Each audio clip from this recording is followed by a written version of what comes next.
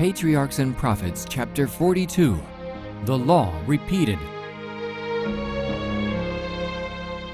The Lord announced to Moses that the appointed time for the possession of Canaan was at hand. And as the aged prophet stood upon the heights, overlooking the river Jordan and the promised land, he gazed with deep interest upon the inheritance of his people. Would it be possible that the sentence pronounced against him for his sin at Kadesh might be revoked? With deep earnestness he pleaded, "O Lord God, thou hast begun to show thy servant thy greatness, and thy mighty hand. For what God is there in heaven or in earth that can do according to thy works, and according to thy might? I pray thee, let me go over and see the good land that is beyond Jordan, that goodly mountain and Lebanon." The answer was, "Let it suffice thee, speak no more unto me of this matter. Get thee up into the top of Pisgah, and lift up thine eyes westward and northward, and southward and eastward, and behold it with thine eyes, for thou shalt not go over this Jordan." Without a murmur, Moses submitted to the decree of God. And now his great anxiety was for Israel. Who would feel the interest for their welfare that he had felt?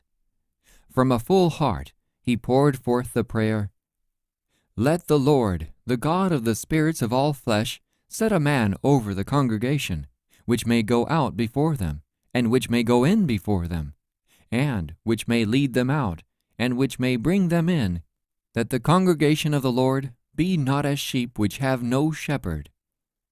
The Lord hearkened to the prayer of his servant, and the answer came, "Take thee Joshua, the son of Nun, a man in whom is the Spirit, and lay thine hand upon him, and set him before Eleazar the priest, and before all the congregation, and give him a charge in their sight. And thou shalt put some of thine honor upon him, that all the congregation of the people of Israel may be obedient." Joshua had long attended Moses, and being a man of wisdom, ability, and faith, he was chosen to succeed him. Through the laying of hands by Moses, accompanied by a most impressive charge, Joshua was solemnly set apart as the leader of Israel. He was also admitted to a present share in the government. The words of the Lord concerning Joshua came through Moses to the congregation, "He shall stand before Eleazar the priest, who shall ask counsel for him after the judgment of Urim before the Lord. At his word they shall go out, and at his word they shall come in, both he and all the children of Israel with him, even all the congregation." Before relinquishing his position as the visible leader of Israel, Moses was directed to rehearse to them the history of their deliverance from Egypt and their journeyings in the wilderness, and also to recapitulate the law spoken from Sinai. When the law was given, but few of the present congregation were old enough to comprehend the awful solemnity of the occasion. As they were soon to pass over Jordan and take possession of the promised land, God would present before them the claims of his law and enjoin upon them obedience as the condition of prosperity. Moses stood before the people to repeat his last warnings and admonitions. His face was illumined with a holy light. His hair was white with age, but his form was erect. His countenance expressed the unabated vigor of health, and his eye was clear and undimmed. It was an important occasion, and with deep feeling he portrayed the love and mercy of their almighty protector. "Ask now of the days that are past, which were before thee, since the day that God created man upon the earth. And ask from one side of heaven unto the other, whether there hath been any such thing as this great thing is, or hath been heard like it. Did ever people hear the voice of God speaking out of the midst of the fire, as thou hast heard, and live? Or hath God essayed to go and take him a nation from the midst of another nation, by temptations, by signs, and by wonders, and by war, and by a mighty hand, and by a stretched out arm, and by great terrors, according to all that the Lord your God did for you in Egypt before your eyes? Unto thee it was showed that thou mightest know that the Lord he is God. There is none else beside him. The Lord did not set his love upon you, nor choose you because ye were more in number than any people, for ye were the fewest of all people. But because the Lord loved you, and because he would keep the oath which he had sworn unto your fathers, hath the Lord brought you out with a mighty hand, and redeemed you out of the house of bondmen from the hand of Pharaoh king of Egypt. Know therefore that Jehovah thy God, he is God, the faithful God, which keepeth covenant and mercy with them that love him and keep his commandments to 1,000 generations. The people of Israel had been ready to ascribe their troubles to Moses, and now their suspicions that he was controlled by pride, ambition, and selfishness were removed, and they listened with confidence to his words. Moses faithfully set before them their errors and the transgressions of their fathers. They had often felt impatient and rebellious because of their long wandering in the wilderness.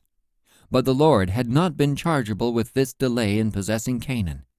He was more grieved than they, because he could not bring them into immediate possession of the promised land, and thus display before all nations his mighty power in the deliverance of his people.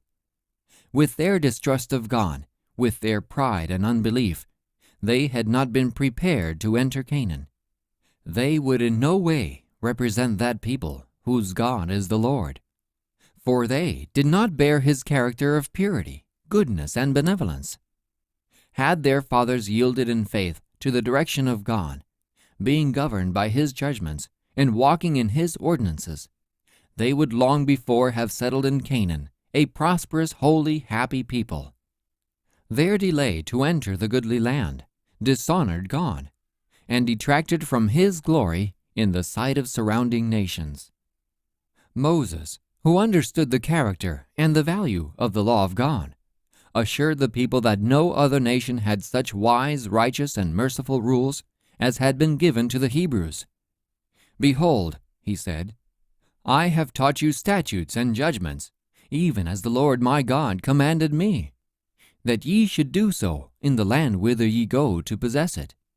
Keep therefore and do them, for this is your wisdom and your understanding in the sight of the nations, which shall hear all these statutes and say, Surely this great nation is a wise and understanding people. Moses called their attention to the day that thou stoodest before the Lord thy God in Horeb, and he challenged the Hebrew host, What nation is there so great, who hath God so nigh unto them, as the Lord our God is in all things that we call upon him for? And what nation is there so great, that hath statutes and judgments so righteous as all this law, which I set before you this day? Today, the challenge to Israel might be repeated. The laws which God gave his ancient people were wiser, better, and more humane than those of the most civilized nations of the earth. The laws of the nations bear marks of the infirmities and passions of the unrenewed heart, but God's law bears the stamp of the divine. The Lord hath taken you and brought you forth out of the iron furnace, declared Moses, to be unto him a people of inheritance. The land which they were soon to enter, and which was to be theirs on condition of obedience to the law of God, was thus described to them. And how must these words have moved the hearts of Israel, as they remembered that he who so glowingly pictured the blessings of the goodly land had been through their sin shut out from sharing the inheritance of his people. The Lord thy God bringeth thee into a good land, not as the land of Egypt from whence he came out, where thou sowedst thy seed, and wateredst it with thy foot, as a garden of herbs. But the land whither ye go to possess it is a land of hills and valleys, and drinketh water of the rain of heaven. A land of brooks of water, of fountains and depths that spring out of valleys and hills. A land of wheat and barley, and vines and fig trees and pomegranates. A land of oil olive and honey. A land wherein thou shalt eat bread without scarceness. Thou shalt not lack anything in it. A land whose stones are iron, and out of whose hills thou mayest dig brass. A land which the Lord thy God careth for. The eyes of the Lord thy God are always upon it, from the beginning of the year even unto the end of the year. And it shall be, when the Lord thy God shall have brought thee into the land which he sware unto thy fathers, to Abraham, to Isaac, and to Jacob, to give thee great and goodly cities, which thou buildest not, and houses full of all good things, which thou fillest not, and wells digged which thou diggest not, vineyards and olive trees which thou plantest not. When thou shalt have eaten and be full, then beware lest thou forget the Lord. Take heed unto yourselves, lest ye forget the covenant of the Lord your God. For the Lord thy God is a consuming fire, even a jealous God. If they should do evil in the sight of the Lord, then, said Moses, ye shall soon utterly perish from off the land, whereunto ye go over Jordan to possess it. After the public rehearsal of the law, Moses completed the work of writing all the laws, the statutes, and the judgments which God had given him, and all the regulations concerning the sacrificial system. The book containing these was placed in charge of the proper officers, and was for safekeeping deposited in the side of the ark. Still, the great leader was filled with fear that the people would depart from God. In a most sublime and thrilling address, he set before them the blessings that would be theirs on condition of obedience, and the curses that would follow upon transgression. If thou shalt hearken diligently unto the voice of the Lord thy God, to observe and to do all his commandments which I command thee this day, blessed shalt thou be in the city, and blessed shalt thou be in the field, in the fruit of thy body, and in the fruit of thy ground, and the fruit of thy cattle. Blessed shall be thy basket and thy store. Blessed shalt thou be when thou comest in, and blessed shalt thou be when thou goest out. The Lord shall cause thine enemies that rise up against thee to be smitten before thy face. The Lord shall command the blessing upon thee in thy storehouses, and in all that thou settest thine hand unto. But it shall come to pass, if thou wilt not hearken unto the voice of the Lord thy God, to observe to do all his commandments and his statutes which I command thee this day, that all these curses shall come upon thee. And thou shalt become an astonishment, a proverb and a byword among all nations whither the Lord shall lead thee. And the Lord shall scatter thee among all people, from one end of the earth even unto the other. And there thou shalt serve other gods, which neither thou nor thy fathers have known, even wood and stone.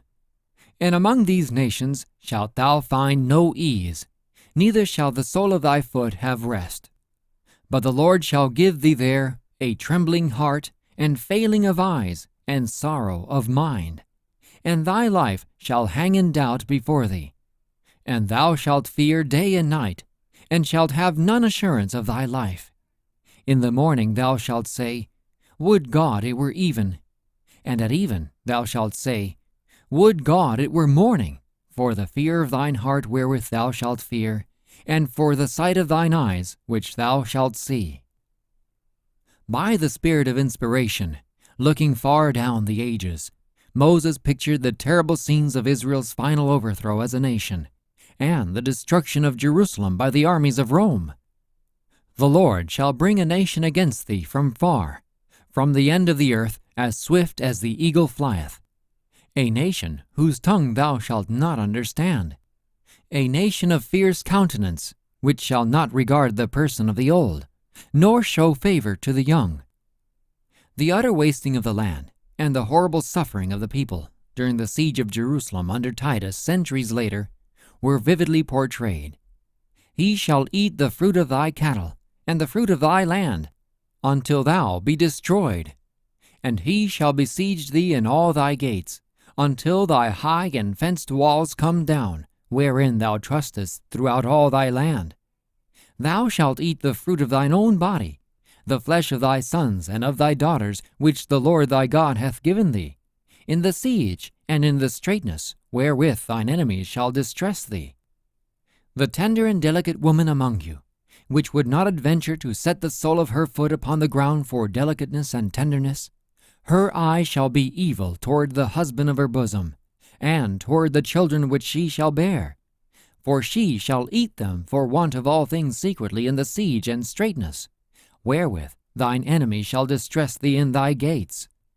Moses closed with these impressive words, I call heaven and earth to record this day against you, that I have set before you life and death, blessing and cursing.